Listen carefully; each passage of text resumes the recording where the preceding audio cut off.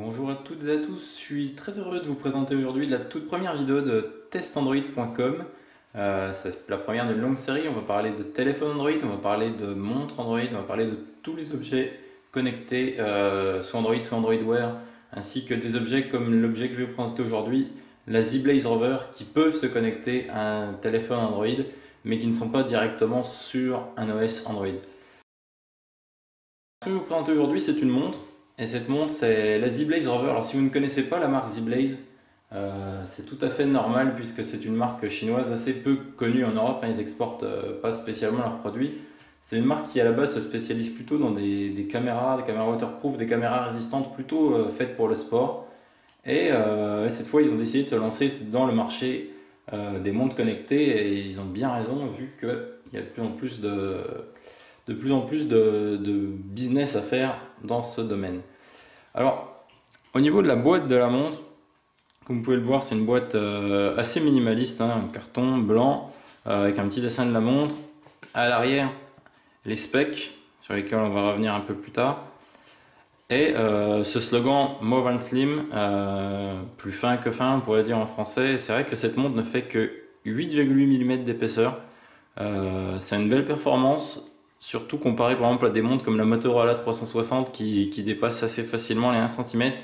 Ici, on est sur un produit qui est vraiment fin, vraiment léger et qui va pouvoir se glisser par exemple sous des manches de chemise de façon plutôt pratique. Alors, quand on ouvre la boîte, on tombe directement donc sur la montre en question. Une présentation assez minimaliste. Je vais enlever la montre tout de suite pour vous la montrer sous tous les angles. Voilà. Alors c'est une montre qui est en métal et du métal qui a l'air plutôt de bonne qualité. Ce qui est assez agréable surtout pour le prix à laquelle elle est proposée, hein. Le prix auquel est proposée cette montre, c'est seulement une quarantaine de dollars, par exemple sur gearbest.com. Donc pour 40 dollars, on a une montre qui a une bonne finition et comme vous pouvez le voir, qui ressemble quand même comme deux gouttes d'eau à l'Apple Watch, hein. On va pas se mentir, l'inspiration est clairement du côté de la firme américaine.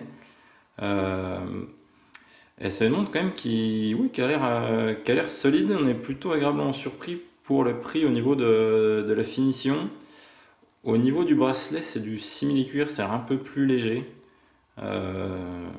Mais ça devrait faire l'affaire quand même, hein, sur une montre à ce prix. On ne s'attendait pas non plus à avoir des bracelets à à l'Apple Watch. Je vais défaire voilà, le bracelet pour mieux vous montrer l'arrière de la montre.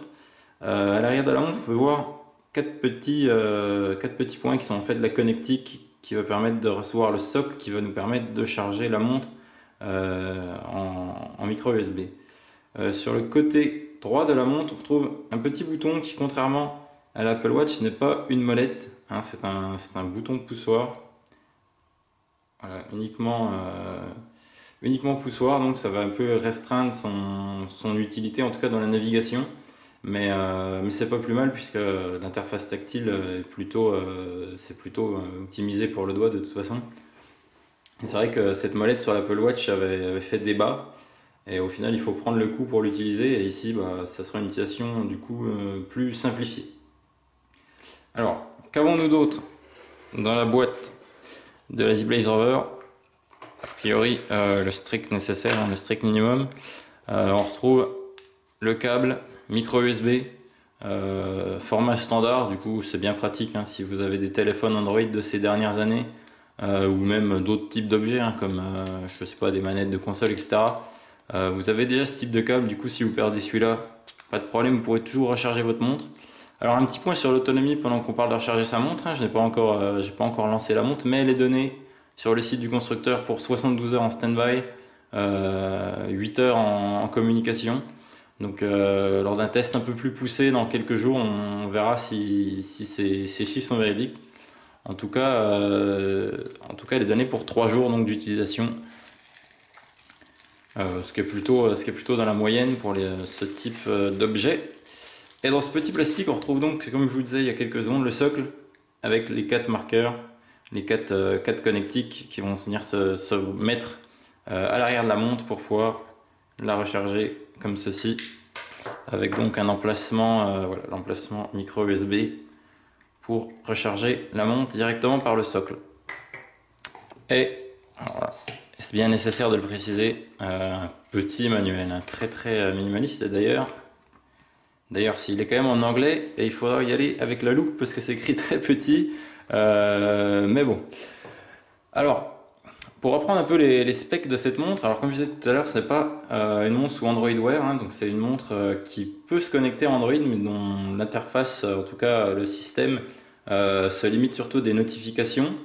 Vous allez avoir des notifications de vos mails, vos SMS, appels, Twitter et bien d'autres. Et il y a aussi plusieurs autres fonctions intéressantes, quoique classiques. Bon, ça fait quand même plaisir de les retrouver sur une montre à seulement 40 $.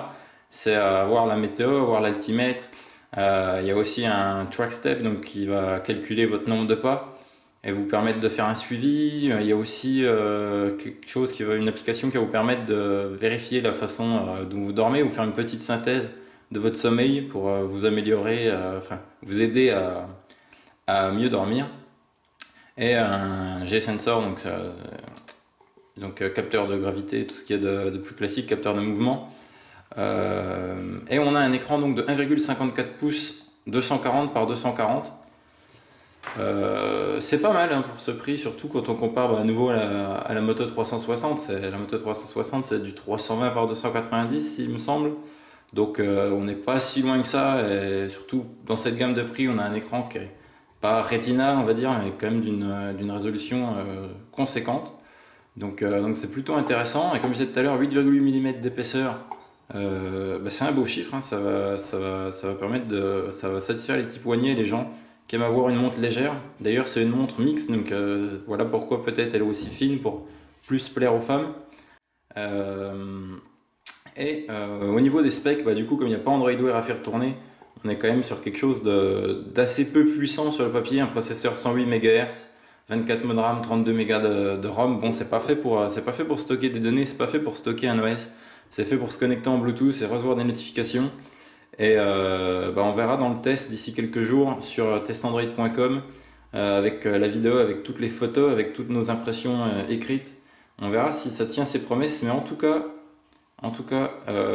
très bonne finition pour le prix, une montre qui est vraiment esthétiquement bien qu'inspirée de l'Apple Watch. Une belle montre qui va à mon avis très bien rendre au poignet. Et voilà, je vais la comparer rapidement avant de conclure. Je vais la comparer rapidement par exemple à une Festina, tout ce qu'il y a de plus classique, hein, c'est le modèle Festina un peu de base qu'on retrouve un peu dans toutes les bijouteries. On peut voir que c'est pas spécialement plus gros. Et je peux pas dire que cette Festina, je trouve qu'elle soit particulièrement grosse au poignet. Donc voilà une montre qui est assez discrète, assez classe dans ses finitions pour 40 $. Verdict dans quelques jours, mais les premières impressions sont plutôt intéressantes.